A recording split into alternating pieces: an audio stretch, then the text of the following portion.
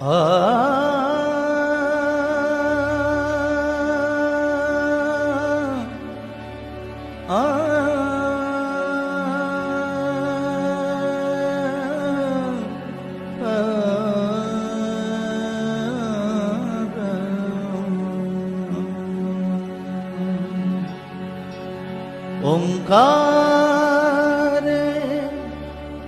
जपो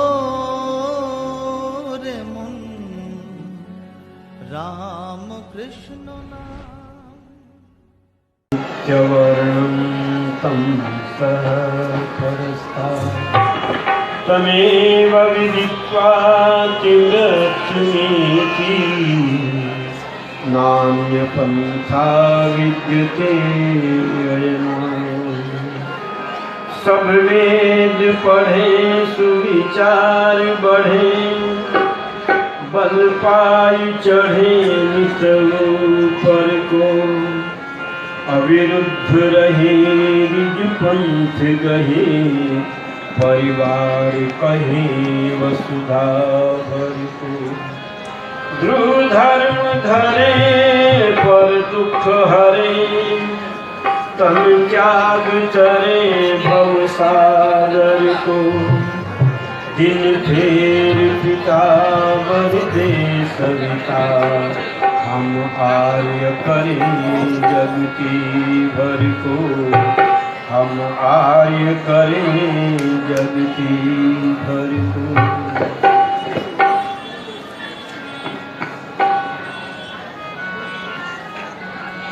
जिन पुरुषों का मन करता है विद्या में विलास उनके मन में हो जाता है विद्या का प्रकाश। करते हैं जो अविद्या का नाश वो धन्य है। जिन पुरुषों का मन करता है विद्या में विलास उनके मन में हो जाता है विद्या का प्रकाश। करते हैं जो अविद्या का नाश वो धन्य है। जिन पुरुषों का मन करता है विद्या में विलास उनके मन में हो जाता है विद्या का प्रकाश। धैर्यशीलता शिक्षा को जो भी अपनाए धैर्यशीलता शिक्षा को जो भी अपनाए सत्यव्रती होकर जो सत्य के नियम निभाए अभिमान के ना जाए पास वो धन्य है। जिन पुरुषों का मन करता है विद्या में विलास उनके मन में हो जाता है विद्या का प्रकाश। करते हैं जो अविद्या का नाश वो धन्य है। जिन पुरुषों का मन करता है विद्या में विलास दूर करे दुर्गुण को सद्गुण जीवन में धारे।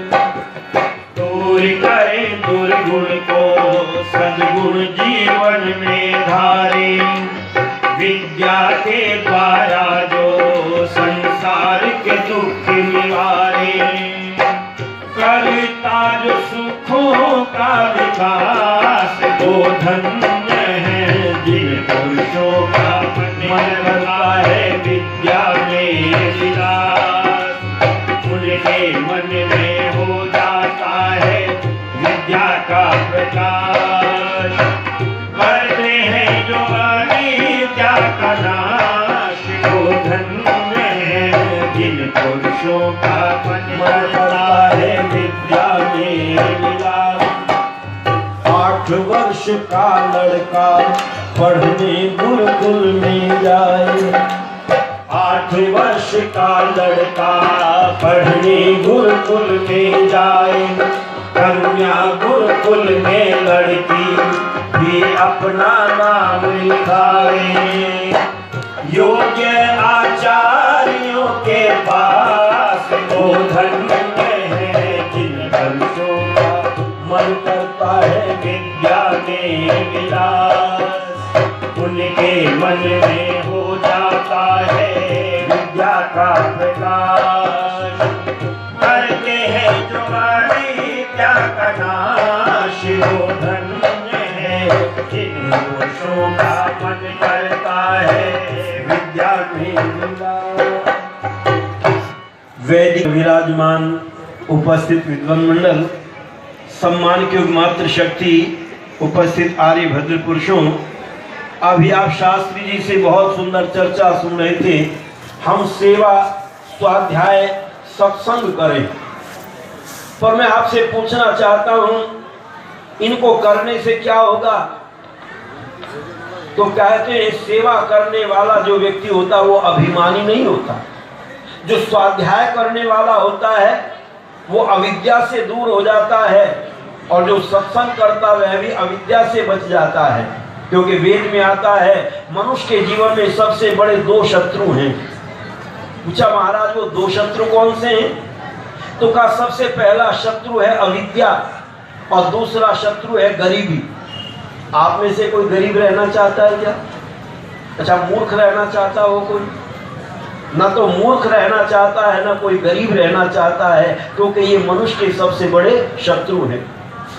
इनको दूर करने का प्रयत्न करते रहना चाहिए। महाभारत में भी एक घटना आती है। भीष्म पितामह से युधिष्ठिर पूछते दादा ये बताओ मनुष्य का सबसे बड़ा शत्रु क्या है? आज किसी से पूछो तुम्हारा शत्रु कौन है तो 10 नाम गिना देगा, मेरा वो भी शत्रु, वो भी शत्रु, वो भी शत्रु। पर वो शत्रु नहीं है। आप कहेंगे फिर कौन है शत्रु? तो भीष्म पितामह कहते हैं मनुष्य का सबसे बड़ा शत्रु मैं एक ही मानता हूं, और उस शत्रु का नाम है अविद्या। अविद्या ही मनुष्य का सबसे बड़ा शत्रु है। इसलिए स्वामी दास जी महाराज ने भी उस शत्रु को देखा और वेद से लेकर के महाभारत तक के इतिहास को पढ़ करके देखा। और ऋषिदास जी महाराज आर्य समाज का नियम लिखते हैं अविद्या का नाश और विद्या की वृद्धि करनी चाहिए। तो कैसे करें अविद्या का नाश और विद्या की वृद्धि? हम विद्या क्या है इसको जाने। आज लोगों ने अक्षर ज्ञान को ही विद्या समझ लिया है, पर विद्वानों ने कहा सत्य को विद्या कहते हैं और असत्य को अविद्या कहते हैं। आप कहेंगे कैसे? जरा विचार करके देखना। मैं आपसे ही पूछना चाहता हूं, बच्चे भी बता देंगे विद्या क्या है और अविद्या क्या है। अच्छा, ये जो पेड़ खड़े हैं इनको पानी दें तो ये बढ़ेंगे या घटेंगे? बढ़ेंगे। तो पेड़ को पानी देना विद्या है या अविद्या? विद्या। अब आप सब कह रहे हैं पेड़ को पानी देना विद्या। अच्छा, हम इन पेड़ों को रसगुल्ले खिलाए तो भी बढ़ेंगे? तब नहीं बढ़ेंगे। तो पेड़ को रसगुल्ले खिलाना विद्या है या अविद्या? अविद्या। अविद्या। पर हमने देखा बड़े बड़े पढ़े लिखे लोग MA, PhD, DLit, प्रोफेसर, वकील, जज, और यहाँ तक के देश के प्रधानमंत्री तक पीपल को रसगुल्ले खिला रहे हैं, खा तंदुरुस्ती बना। अच्छा बताओ वो विद्वान है या अविद्वान? डिग्री तो उन्होंने बहुत प्राप्त कर ली है, पर पढ़ने लिखने के बाद में भी अविद्या से ग्रसित हैं। इसलिए ऋषिदास जी महाराज से पूछा महाराज अविद्या क्या है? कहते जड़ को चेतन मान लेना और चेतन को जड़ मान लेना, ये अविद्या है। आइए एक अविद्या की चर्चा आपके बीच में करना चाहता हूँ। अच्छा, जब व्यक्ति मर जाता है तो वह चेतन रहता है या जड़ हो जाता है? जड़। और लेकिन मरने के बाद लोग उसको गड्ढा खोद करके जमीन में दबा देंगे, और दबाने के बाद एक चादर उसके ऊपर उड़ाएंगे और फिर उससे प्रार्थना करेंगे। क्यों जी? ये विद्या है या अविद्या? ये है अविद्या। इसलिए कहा है, एक दिन मैंने जाकर के पूछा, मैंने कहा क्या कर रहे हो? कि पीर से कुछ मांग रहे हैं। तो हमने कहा हम भी मांग ले। कहते हाँ तुम भी मांगो। हमने पूछा कहो पीर साहब क्या हाल है? तो पीर साहब कहने लगे बहुत बुरा हाल है। कहने लगे क्यों? कि दर दर पे दूर दूर करते थे, कहते फकीर हैं, जब मर गया दफना दिया अब कहते पीर हैं। जब मर गया दफना दिया अब कहते पीर हैं। दर दर पे दूर दूर करते थे कहते फकीर हैं। जब मर गया दफना दिया अब कहते पीर हैं। जब मर गया दफना दिया अब कहते पीर हैं। कहने लगा जब मैं भिखारी था, मांगता था, तब लोग मुझे कुछ नहीं देते थे। भूखा रहा सूखा रहा तन हो गया जर्जर। भूखा रहा सूखा रहा तन हो गया जर्जर। जब मर गया तन सड़ गया, जब मर गया तन सड़ गया, खाने को खीर है। जब मर गया दफना दिया कहते पीर है। जब मर गया दफना दिया अब कहते पीर है। दर दर पे दूर दूर करते थे कहते फकीर है। जब मर गया दफना दिया अब कहते पीर है। जब मर गया दफना दिया अब कहते पीर है। जब मैं भूखा रहता था, लोगों से रोटी मांगता था, एक भिखारी गया सेठ जी के पास में, सेठ जी कुछ खाने को दे दो कि चल चल, यहाँ खाने को नहीं है। तो सेठ जी कोई कपड़ा दे दो, सर्दी लगती है। तो भाग, यहाँ कपड़ा भी नहीं है। तो सेठ जी कुछ पैसे दे दो, मैं बाजार से खरीद लूंगा। कि भाग, यहाँ पैसे भी नहीं है। भिखारी ने कहा फिर तुम भी कटोरा उठाओ, मेरे साथ चलो, फिर यहाँ क्यों बैठे। कहते जब मैं मांगता था तब लोग मुझे नहीं देते थे। और क्या स्थिति थी, फिरता था फटे हाल में सर्दी में ठिठुरता। फिरता था फटे हाल में सर्दी में ठिठुरता। मरते ही मेरी कब्र पर, मरते ही मेरी कब्र पर रेशम के चीर है। जब मर गया दफना दिया अब कैसे पीर है। जब मर गया दफना दिया अब कहते पीर है। दर दर पे दूर दूर करते थे कहते फकीर है। जब मर गया दफना दिया अब कहते पीर है।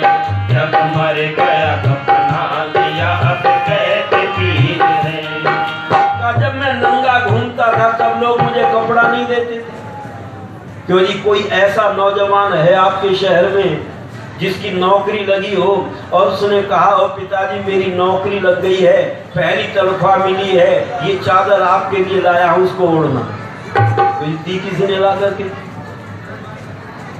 नहीं देते।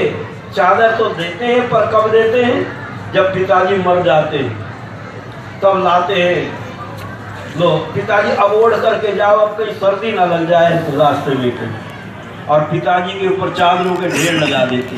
पर नहीं, आर्य समाज जीते जी चादर उड़ाता है। क्यों जी, सम्मान किया खुशहाल चंद जी का, चादर उड़ाई कि नहीं, जीते जी उड़ाई या मरने के बाद में। पता चला जो जीते जी अपने माता पिता का, बड़ों का सम्मान करते हैं, समझ लो उनका जीवन धन्य हो जाता है। इसलिए विद्वान ने कहा लोग मरने के बाद में चादर उड़ाते हैं। ये माता बहनें भी कमाल करती हैं। जब तक बूढ़ा जीवित रहेगा ना तब तक बच्चे को डराएंगे और कहती है बाबा के पास मत जाना, बाबा को टीवी है, दमा है, सांस है, खांसी है, बीमार हो जाएगा, बाबा के पास मत जाना। और जब मर जाता है तब उंगली पकड़ करके लाती है, बाबा के पैर छू ले, बाबा से आशीर्वाद ले ले, बाबा को नमस्ते कर ले। मैंने कहा अब ये आशीर्वाद देगा, ये अविद्या है। ध्यान रखना, ऋषि दयानंद कहते हैं चेतन को चेतन मानना और जड़ को जड़ मानना ये विद्या है, और जड़ को चेतन मानना और चेतन को जड़ मानना अविद्या है। फिरता था फटे हाथ, अच्छी नहीं लगती थी सूरत मेरी जिनको, अच्छी नहीं लगती थी सूरत मेरी जिनको। अब उनकी तिजोरी में, अब उनकी तिजोरी में मेरी तस्वीर है। जब मर गया दफना दिया कहते पीर है। जब मर गया दफना दिया अब कहते पीर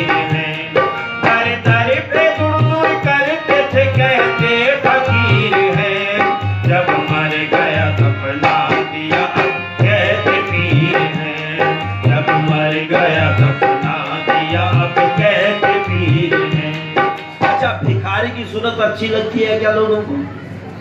कभी देखना ध्यान से, मैं हर एक बात को बड़े बारीकी से देखता हूँ। रेलगाड़ी में, बस में कोई भिखारी आ जाए तो कुछ लोग तो खिड़की की तरफ को देखने लगते हैं जैसे ध्यान ही नहीं, और कुछ लोग आंख बंद करके पीछे लग करके बैठ जाते हैं जैसे बहुत गहरी नींद आ रही है, और भिखारी निकल जाएगा एकदम आंख खुल जाएगी, एकदम नींद भाग जाएगी।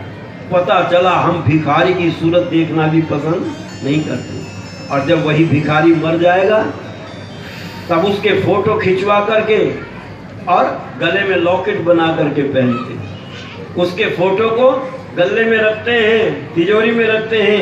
मैंने देखा एक सेठ जी ने फोटो रख रखी तिजोरी में।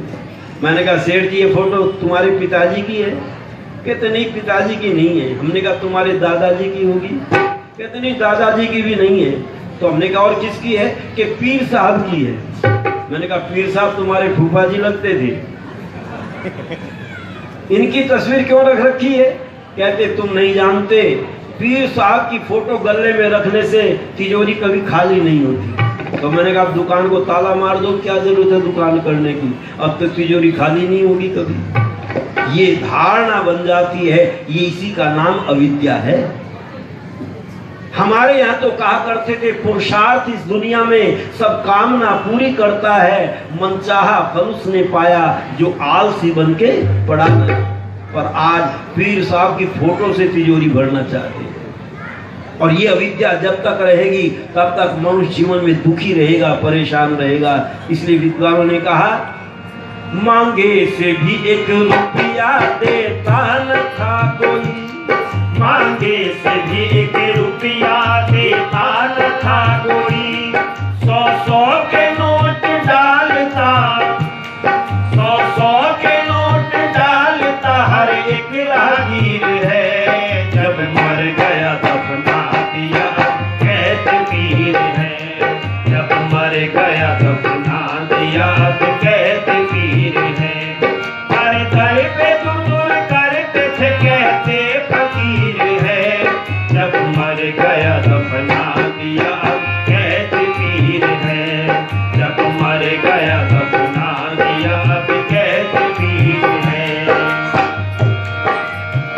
जब मैं मांगता था तब लोग मुझे रुपया भी नहीं देते थे, और अब मैं मर गया तो 100-100 के नोट फेंक करके जाते हैं, लो पीर साहब मेरी ये कामना पूरी हो जाए।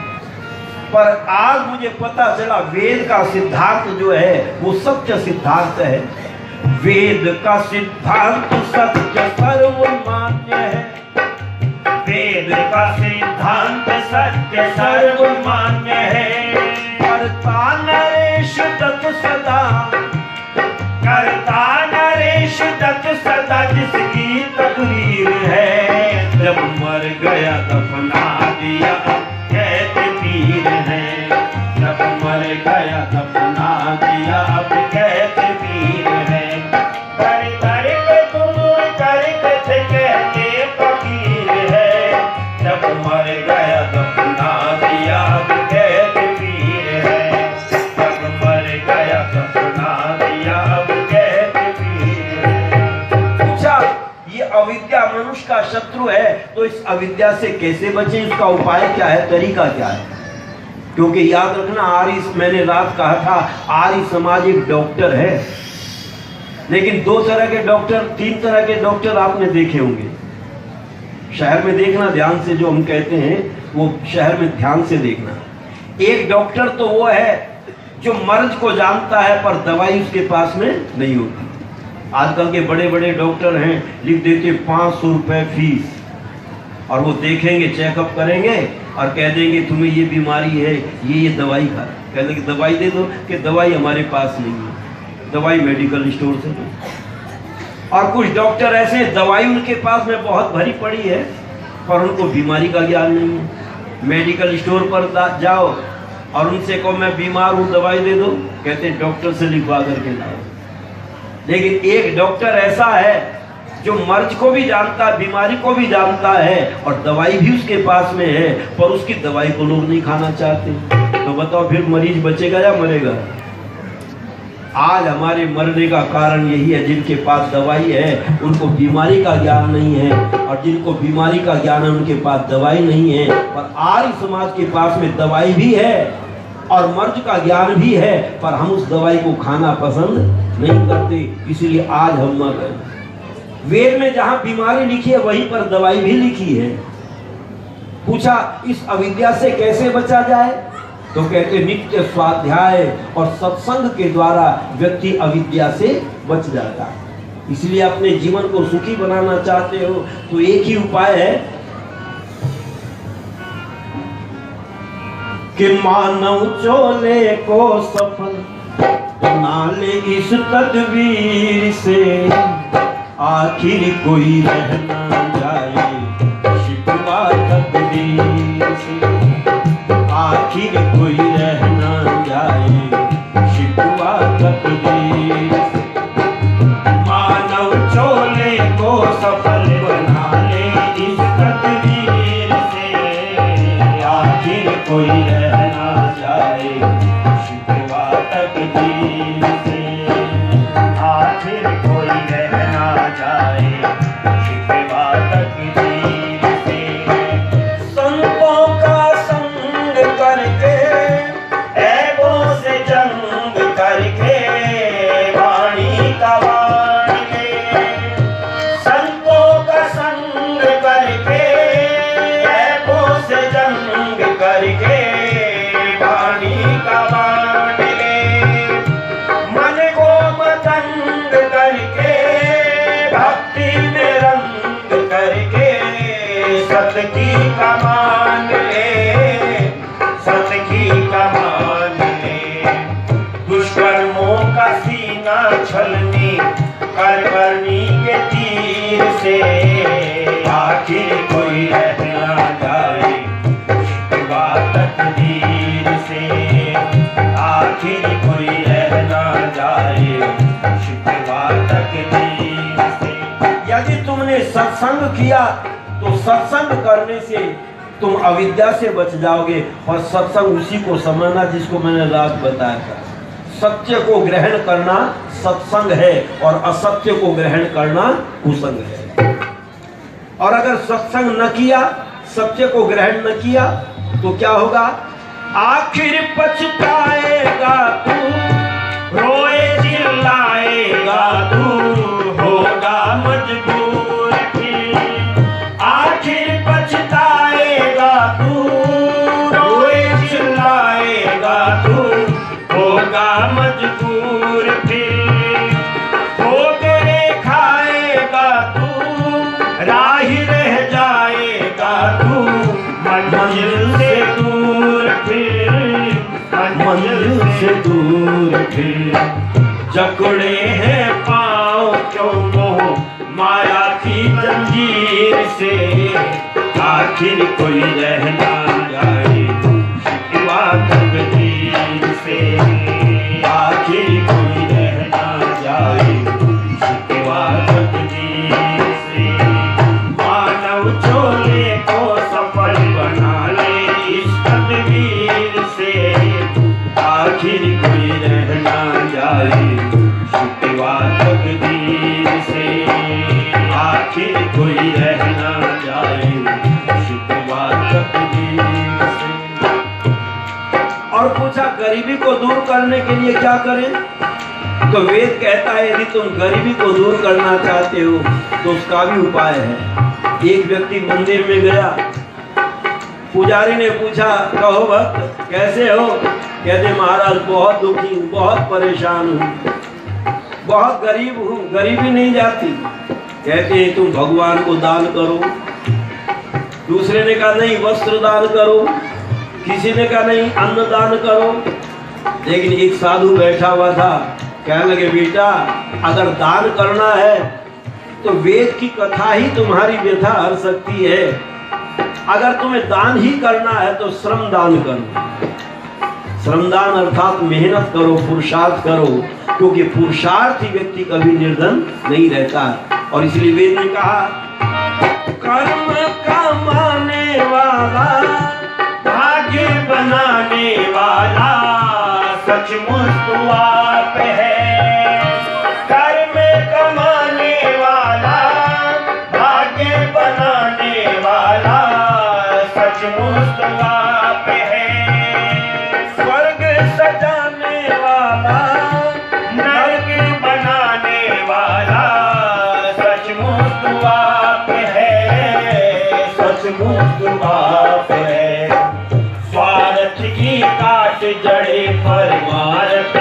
शमशीर से, आखिर कोई रह ना जाए शिकवा तकदीर से, आखिर कोई रह ना जाए शिकवा तकदीर से। मानव चोले को सफल बना ले इस तकदीर से, आखिर कोई रह ना जाए शिकवा तकदीर से, आखिर कोई रह ना जाए शिकवा तकदीर से। लेकिन कर्म तो करें, पर कर्म भी कैसे करें? तो ऋषिदास जी महाराज पहचान देते कर्म कैसे करो। सब काम धर्मानुसार अर्थात सत्य और असत्य को विचार करके करने चाहिए। कर्म तो डाकू भी करता है और कर्म डॉक्टर भी करता है। कर्म भी दोनों के एक जैसे हैं। डॉक्टर भी चाकू लेता, पेट को चीर देता है और कहता लाओ 50,000 रुपए ऑपरेशन किया है, और डाकू भी पेट चीरता है और कहता निकाल क्या है तेरे पास में। अच्छा, दोनों का काम एक जैसा है कि नहीं? पर दोनों के कर्म के फल में अंतर है। डाकू की लोग प्रशंसा नहीं करते, डाकू को जेल में डलवाना चाहते हैं, और डॉक्टर की लोग प्रशंसा करते हैं। पता चला जो कर्म दूसरों को सुख देने के लिए किया जाता है वह धर्म का काम होता है, और जो दूसरों को दुख देने के लिए किया जाता है वह अधर्म का काम है। इसलिए कहा हर एक के दिल में बस जा, आंखों के दिल में बस जा नम्रता प्यार से, हर एक के दिल में बस जा, आंखों के दिल में बस जा नम्रता प्यार से। ऐसी कमाई कर तू जग की भलाई कर तू, हर गुल और खार से, हर गुल और खार से। नत्था सिंह सीख ले कुछ दयानंद फकीर से, आखिर कोई रह ना जाए शिकवा तकदीर से, आखिर कोई रह ना जाए शिकवा तकदीर से। मानव छोले को सफल बना ले इस तकदीर से, आखिर कोई रह ना जाए शिकवा तकदीर से, आखिर कोई रह ना जाए शिकवा तकदीर से। इसलिए वेद कहता है तुम सत्संग और स्वाध्याय से अविद्या रूपी शत्रु को दूर करने का प्रयत्न करना, पुरुषार्थ और परिश्रम से गरीबी को दूर करने का प्रयत्न करना। इन दोनों शत्रुओं को जब समाज से दूर करोगे तुम्हारा जीवन सुखी हो जाएगा, तुम्हारा जीवन धन्य हो जाएगा। इन्हीं शब्दों के साथ आगामी कार्यक्रम सुनिए।